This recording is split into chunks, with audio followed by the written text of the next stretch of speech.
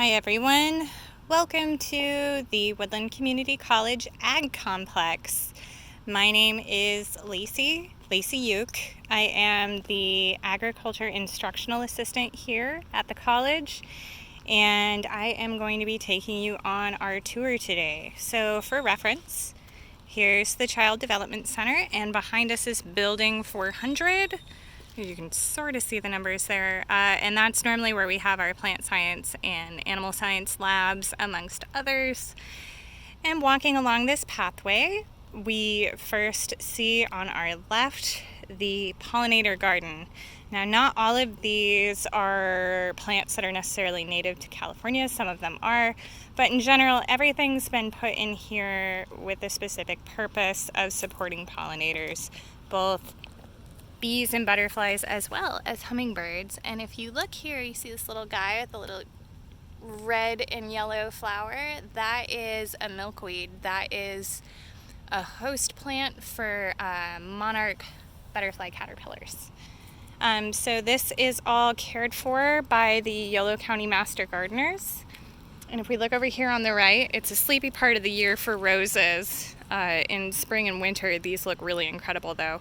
And this rose garden is also managed by the Yolo County Master Gardeners, which is amazing. It's a lot of work to do that kind of thing.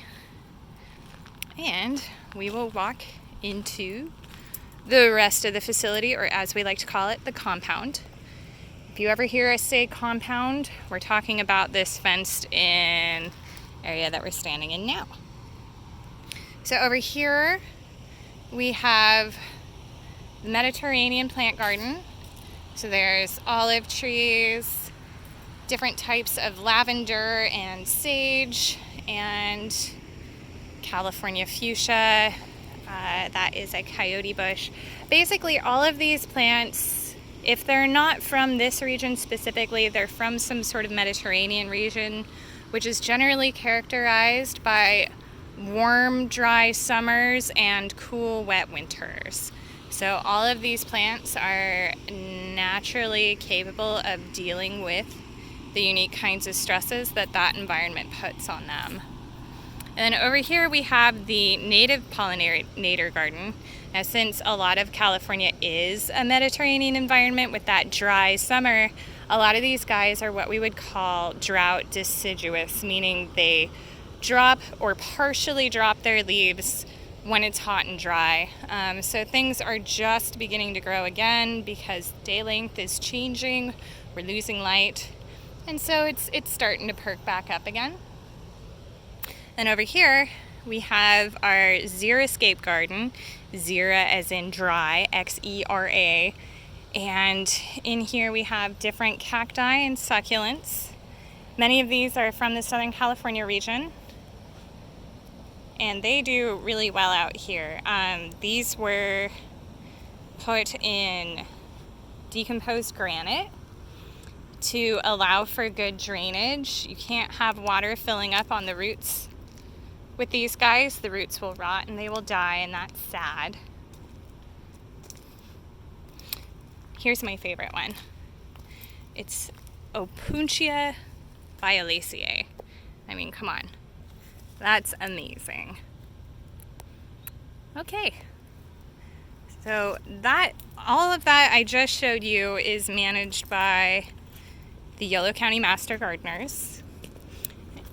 And one more thing is managed by them.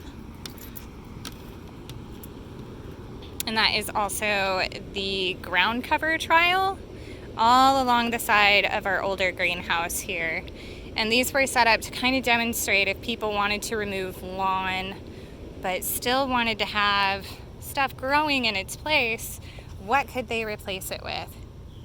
So there's different types of verbena, lipia, I forget what this guy is called, thyme? Some type of relative. Wire vines, wild germander, silver carpet, bulbine, etc. And they look absolutely stupendous. If I had the energy to rip out my lawn, I would definitely consider several of these. And then in the back here is where we start creeping into my territory. So this is our very young orchard I just planted last fall. And the trees have put on some pretty good growth. These are different types of pear, plum, I think there's one cherry and apple trees. And fruit is just not as easy to grow as people may make it out to be. In breeding plants to produce big, delicious fruit, we've accidentally bred out a lot of their naturally occurring disease resistance or ability to hide or mask themselves better from different organisms that want to eat the fruit. So fruit trees do unfortunately require spraying to mitigate pests, and even then it's not a sure thing. So we're working on learning as much as we can and hoping that they do well, because who doesn't love fresh peaches? Okay, so now I'm just gonna fast forward to our greenhouses. Okay, so here is the front of our, what we lovingly call our old greenhouse. And I'm going to make one very important point about rules, because I do hope you all get to visit me soon. I would love that. But if you don't close the door, you're going to make me unhappy.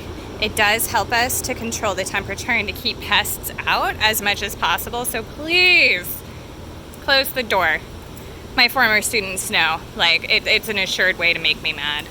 So this is our older greenhouse. It is currently empty.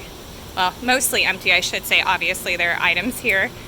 We just had our control panels replaced, and that's very exciting. It's helping us control the temperatures a little bit better. Our big logistical issue is just our short cooling wall. Typically, newer greenhouses, and for our students who have been in greenhouse management know, the cooling walls in modern greenhouses are typically put along these really long sides of the wall. But older ones were not, so it's a logistical issue that we have to deal with. So one of our methods of getting around that is installing modular shade. Everything in this greenhouse is built to basically be able, well, it's for us to put up and remove as needed. So my student intern Allie and I built this shade just last week, and it's cut down the temperature under it by quite a bit. Before, in the summer, it was about 120. Now it's about 100, which unfortunately is still a little bit too warm for what I would normally have living in this area, which I set up as a conservatory. But it was also modular, just in case anything happens. So it's all living next door, and I'll show you guys that in a moment. So a lot of the stuff in this greenhouse was built by students. So the shade, that student built. This living wall, that student built. And all the other plants that are currently in here are tropical varieties. Tropical meaning they're from regions in the world where they get 12 hours of light pretty consistently throughout the entire year, and they have very specific adaptations to high temperature, varying water regimes that allow them to essentially persist in what, to me, honestly, is a pretty challenging work environment. But the big and beautiful thing in here that's still going strong right now is our aquaponics system. So aquaponics is a water-based system that we grow plants in, and the thing that makes it different from hydroponics is that in this case it's powered by fish. So in our tank we have 15 or 16 blue Nile tilapia, and I decided to get these guys because they are capable of dealing with really high water temperatures. They can apparently live in water up to 95 degrees Fahrenheit. A lot of people, though, have this idea that aquaponics is totally self-sustaining, meaning like you don't need to add anything, and unfortunately that's just not true. The fish waste primarily adds nitrogen for our plants, so that's the stuff that makes it green and makes it grow. But the phosphorus, potassium, calcium, magnesium, everything else I have to add myself. So So you may be noticing like this really red color. That is the iron actually that I add. And it makes it just a little bit difficult to see, but what can you do? And I will cut away here to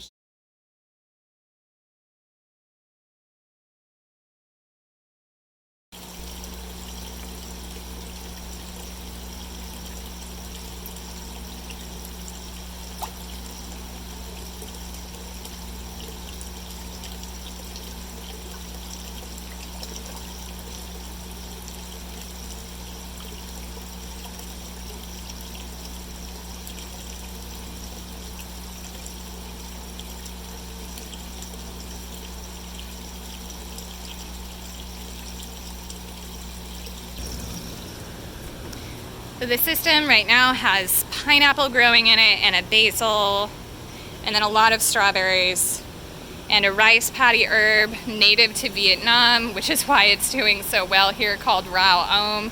I hope you get to visit. It has this really incredibly sweet, citrusy smell that's just, oh, it's so good. You really have to smell it.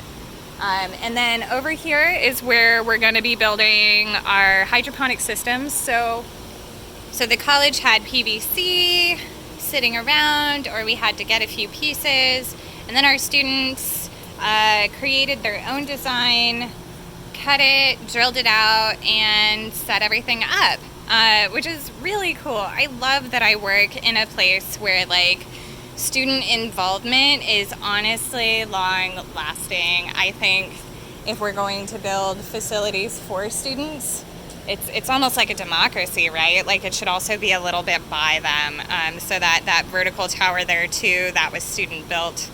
And this has been a very popular design for hydroponics. This is what we call nutrient film technique, meaning there's just a little film of well oxygenated, nutrient rich water bubbling over the roots in a really relatively controlled environment. It's really hot in here and my camera's freaking out. But come fall, really well controlled environment. Okay, let's get the heck out of here and show you guys the new greenhouse. Okay, and coming back out of the old greenhouse where we shut the door, we are going to go to our left, or if you're directionally inclined, to the west. And we are going to go to the new greenhouse. And we are going to open the door, and then, I know this gets annoying, guys, but really, close the door.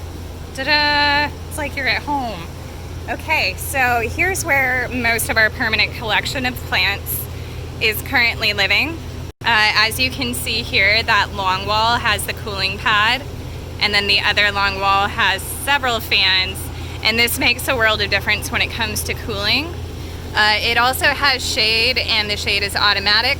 And so this would be a great example of a more modern expectation that students can kind of expect to see in any sort of professional context. And it's a huge privilege to get to work in here. Systems like these are defined. Anyway, here is Candace's much loved succulent collection. Look at these.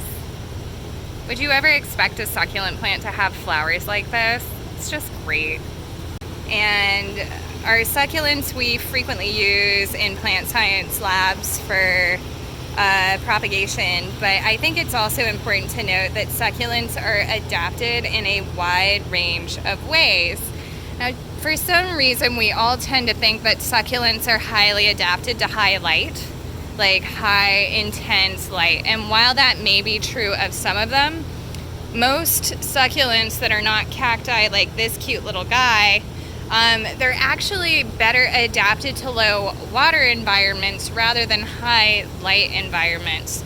So a really common mistake that people make is putting them in direct Sacramento Valley sunlight. A lot of times it doesn't work. They do need a little bit of shade. If you go into these guys' natural environments, you'll often find them growing under or next to a shrub or a tree or a very large boulder, something that's going to give it shade or warmth or something like that during part of the year. Oh, hey, look. This is another thing I wish you guys could be here for, and it's something that I prank students with every year when they're in here for lab and I see it's blooming. I get very excited because that's a really cool flower, right? And I tell them to smell it. So, spoiler alert, they smell terrible. And I'm not even kidding. Like, if you've ever been to a wharf on the coast where you get like that kind of saltwater dead fish smell, that is this flower. And that smell is actually to attract flies. So flies are the primary pollinator for these guys, and they're attracted to less than lovely smells. So the flower makes them and gets them to come on over. And then on this table here, we have most of our conservatory plants. So this guy here is actually an avocado, in case you've never seen one of those before. I grew it from a pit. It's about 2 years old. It's doing good. And it's not a Haas avocado like you would see in a grocery store. It's a reed avocado, which is significantly larger and much harder to find because they have really thin skin and just don't transport well, which is sad. And then this little dude who got very stressed out when the greenhouse got hot, this guy, that is coffee Arabica. And coffee, not as easy to grow as you would think for how much we depend on it, but hey, we got one. And all along the backside too, we have more of our plants. They're not perfect right now. This is a really rough time of year for a lot of these guys, especially having come out of the greenhouse when it was so hot. But a lot of these we use to demonstrate biodiversity in different systems, unique stem and root and leaf adaptations, etc. My favorite example is calathea. This is a silver medallion calathea, and you notice the underside of the leaves are red, and these are a tropical understory plant, and this red pigment helps them catch light in what is otherwise an extremely shady environment and keeps them from essentially starving to death. And then over here we have a few house type plants that I sell at the plant sales. These are what's left from spring. Some of them will be going back on sale in fall. And by the way, we are indeed having a fall plant sale. In general, on the ag department end, I tend to have us focus on vegetables, makes sense, and herbs and flowers, and then incidentally houseplants. Last spring, someone asked, where are your houseplants? And I had failed to realize there might be a demand for them, and they've been very popular. So the plant sale will be on the 1st and 2nd Saturdays of October. They will be online only, and they will be pickup only, and I'll have details to follow, so just keep an eye out. We are still doing stuff. Check out this orchid. Sorry, I don't have orchids for sale at the plant sale. These are for students alone, but I mean, come on, focus. They're just lovely. Okay, so in a nutshell, that's pretty much the vast majority of what's going on in here. And within here, we also have what we call a head house. This is where the controllers in this greenhouse live. Sometimes I have interns who do greenhouse management, so these Link 4 systems are a really good way to learn how to monitor controls and make things work. And over here we have our sink, and if and when you come to visit, you're gonna want to plant stuff. I get it, but if you put dirt in this sink, that's a second way to make me mad. Don't do it. You bang it out in the trash first, preferably in that green waste bin, and then you rinse it out. You don't put dirt in your sink at home. You shouldn't do it here. And then here's the back room, which is basically very similar to our front room. The major difference is we have the biotherm boiler here, and we pipe hot water along the bottom of the table, and that will keep a baby plant's roots nice and warm and help accelerate growth if we're short on time. And they would have started over here, which is a slightly different misting system than we have in the rest of the greenhouse. And these we can set to go off as frequently as every 10 seconds and up to something as long as about 2 to 3 hours. So that's the new greenhouse in a nutshell. Let's take y'all outside to everything else. Okay, so we are leaving the new greenhouse and we are headed towards our farm rows. And I'm taking the long way to just kind of tell you about why we continued farming despite not having students here. The main reason we decided to keep pushing the farm out through school not really being in, with everyone having to physically distance, is not a very complex thing, really. I was available to work, and we could very easily recognize the need in the community for food. The Yolo County Food Bank had seen like these really dramatic increases in demand, and we saw an opportunity to better serve our community. And under normal semester conditions, we would be able to put the food we grow here in the student pantry and make sure our students received it. But with campus being utterly closed, we had to find a different way. So it was kind of a scenario that we were just able to step up to and meet. Currently, we're hovering around 2,300 pounds of fresh produce that we've donated so far, and we are still going. So here is where the field is this year. You may remember it being north to south instead of east to west last year. And one of the good practices in sustainable agriculture is rotation, rotation, rotation. And that means taking painstaking logs of what you grew and where you grew it and how it did. Will you grow it again? Where did the seed come from? And then making choices the next year on where you'll put it, if you'll grow it again, yada yada. So these rows are about 200 feet long, and really just a big labor of love on my part. I majored in sustainable agriculture and food systems at UC Davis. I just graduated last year, and so this space is a really special opportunity for me to kind of get to practice all of the different things I've learned. So like I said, this year we're growing summer squash. There are pumpkins, corn, hard squashes. Here's our next round of watermelons coming in. They're just little babies. Different bouquet flowers, more melons, beans, and tomatoes. And you may be noticing that like a lot of these plants aren't necessarily perfect looking, and I will say these are some of the most challenging conditions that I have ever grown in, and it's not because we have clay soil. A lot of people will say, oh, clay, it's just terrible, and admittedly it is difficult to work in, especially when you're using hand tools. But clay is honestly wonderful. It holds in a ton of nutrients that you add, a ton of water. Clay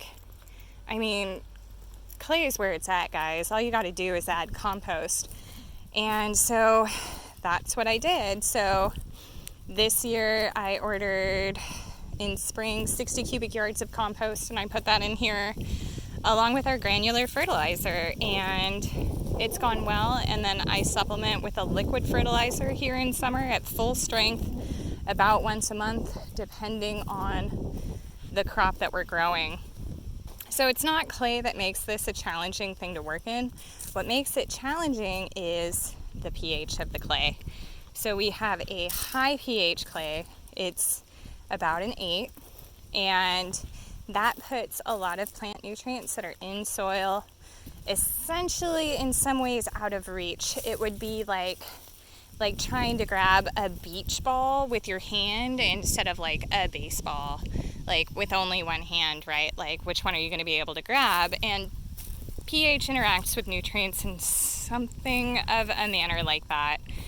So long term, we have to work on bringing the pH down, which means adding compost and adding cover crops in fall, and just making sure that what choices we make, we're making towards the future betterment of the soil here. Another challenge is our water. So out here in the field, we use well water. The well is old, and it is full of boron and sulfites. And those are two other things that plants can really struggle with. So the reason that none of these are perfectly green is due to a concentration of boron in the soil throughout the summer months. Generally, when we grow our winter crops, which will be going in soon, those are just beautiful and verdant green all the time. Summer, not so much, but we do still get really good production. And one of the things that I have to do is protect stuff from animals by putting them in jails. Do you think that was effective? I don't know what to do, guys. We're planning on eventually building a fence around this, but that hasn't happened yet, and it's always hard to say how effective it will be. But we do the best we can. So yeah, these are our farm rows. So like I said, order compost, which is just, if it doesn't stink, it's not good compost. So we order good stinky compost, add nutrients, I till everything in. If you're wondering, yes, I know what regenerative agriculture is. Yes, I know what no-till agriculture is. And yes, I'm working on both. But it's not something that you can just leap straight into. It's a process. And I'm slowly working us away from continuous tillage into at least low-till for now. But it's going to be a lot more years before we get it towards something that people envision when they think no-till. You may be noticing this blank spot. Part of the fun of growing certain things, right? So we grow squashes every year, and a lot of them are heirlooms. They're not resistant to disease, and that means if we get a disease in the soil, they go away. So we got this little bare patch here, and it's sad, but learning experience. All right, and we are going to cut over here to the student beds. A lot of them are asleep right now because Allie and I are about to put 16 of them for our plant science classes this semester back under production. So they'll be waking up in the next few days and getting some much needed compost, some much needed water, maybe noticing my less than professional looking shade. Unfortunately, here's a problem with clay, right? You think you've wedged something in there and then it falls over. But these are our pepper beds, and if you've ever tried growing bell peppers, you may have noticed that they get sunburned, and so the shade on the western side is supposed to help with that. And to an extent, it does. We've gotten some pretty good peppers so far. And yeah, over yonder we've got cucumbers out the ears. This one is my favorite. It's called a painted serpent cucumber. I'm not sure if I have any good examples out here, but I may have a clip. Yeah, I have a clip. I'll show you the clip. Botanically, painted serpent cucumbers are actually a melon. And wild melons were never really super sweet. It's something that humans like, and so it's something that we've selectively bred for over the last couple hundred years. And so the painted serpent cucumber is more like its wild relative, which incidentally tastes a lot like cucumbers, and so they are eaten like cucumbers. Along here, we have my failed attempt at a gourd trellis. Turns out gourd vegetation's heavy, guys. I had these standing at 90-degree angles. Where are they now? I'm not sure. My trig isn't great, but that's definitely not a 90-degree angle. So they've just kind of slouched. But these are loofah gourds, and if you've ever used a loofah in skincare products, well, it's a plant. Surprise! And we grow it, although we don't have any gourds yet, and that makes me wonder if we're going to get any at all. So basically out here, what we do every day is we harvest, and we harvest, and then we harvest, and then we harvest. And we have a fridge in room 402 that we use to store a lot of our harvest.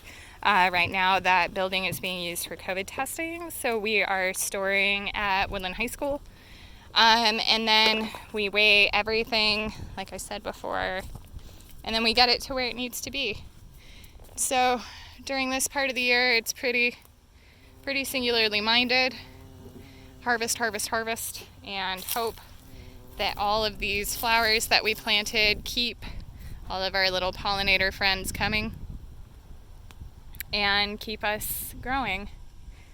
So yeah, over the coming months, all this is going to be new beds. Looks crazy right now, and you're absolutely right. And in the coming months, all this is going to go to sleep. We're going to put it all under cover crop. And we're just going to keep moving forward. So some of the things that are going to be showing up in our student beds are going to be the seaweed trial. So we're going to see how seaweed interacts with plants and if it does or doesn't alter growth.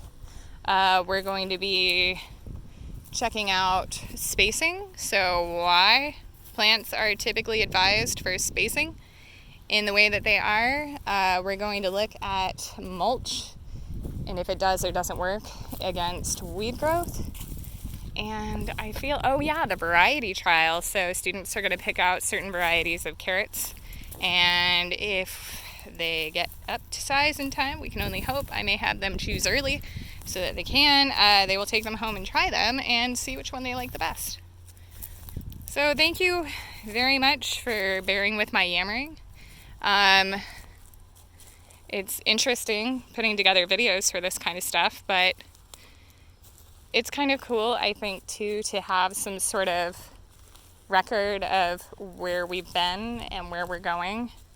It's been a pretty big production year so far, and I'm optimistic with all of our data that we can double it next year. So keep an eye out. Next August, I'm shooting for 4,000 pounds by this time. For those of you who have been stuck at home online as students who aren't used to that, good on you, you guys. This is not easy. It's unprecedented.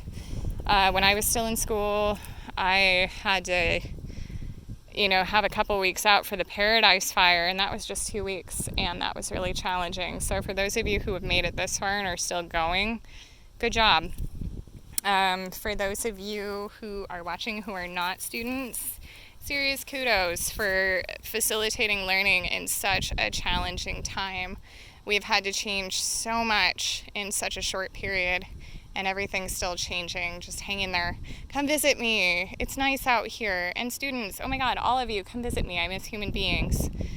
Anyway, I hope sincerely that the start of the semester finds you all well, finds you all with some hope.